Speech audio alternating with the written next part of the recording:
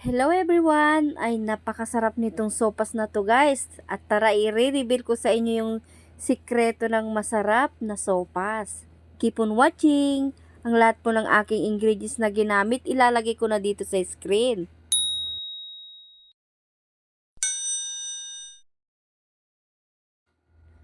Ayan guys, yung ating yung chicken breast po yung gamit ko. Papakuluan ko muna siya guys. Ayan, kumukulo na yung tubig. Naglagay lang ako ng asin dito sa tubig. Tapos ayan, pakuluan natin. Pagtaas ng ating pakuluan, yan, himay-himay natin siya ng maliliit. Naku, masarap ngayon humigop ng sabaw kahit mainit ang panahon guys. Ayan.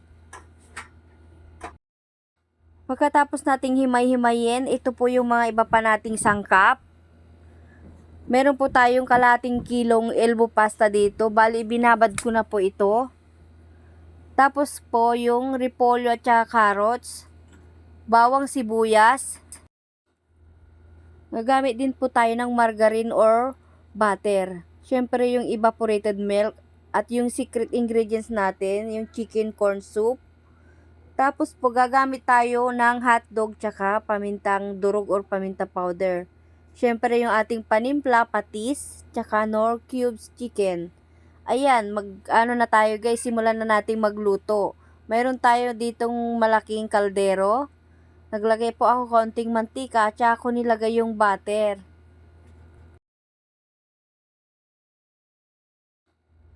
Tunawin ko lang po yung butter, tapos ilalagay ko na yung unang sibuyas.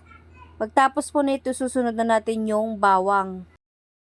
Ayan, palalambutin lang natin yung bawang sibuyas natin, tsaka natin ilalagay yung hinimay-himay na chicken breast. Gisa-gisayin lang natin itong mabuti.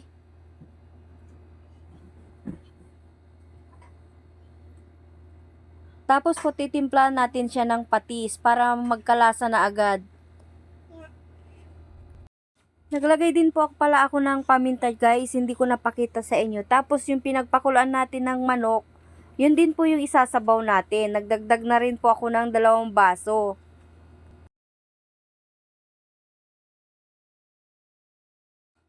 So yan guys, haluan natin at isimmer natin. Pag kumulo na siya, saka natin ilalagay yung ating pasta. Ayan, kumukulo na siya guys. Ilalagay na natin yung elbow pasta natin.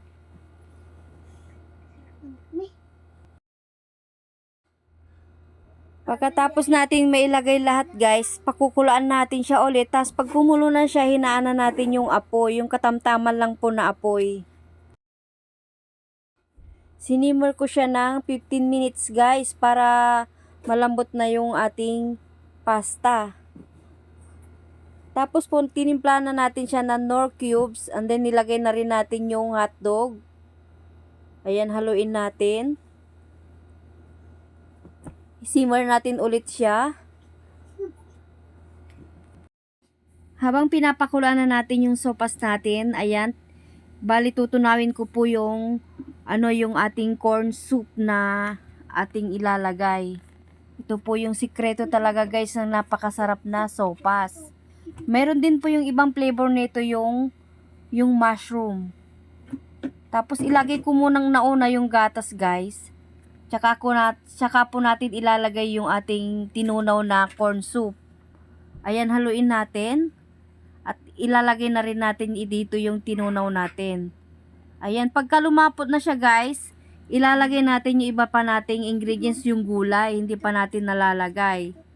Ito na siya. Sa huli natin ilalagay yung gulay para pangit pagka siya guys, yung lutong-luto. Mas masarap pagka medyo pa siya, crunchy yung ating gulay. Ayan, ilagay na natin yung carrots saka yung repolyo.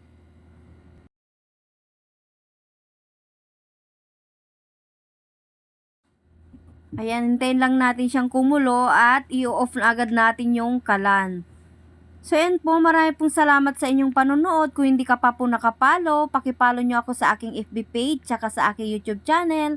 Pasubscribe din po ako. Ayan, tara na't kakain na tayo. Meron na tayong masarap na sopas. Hanggang sa muli po. Bye!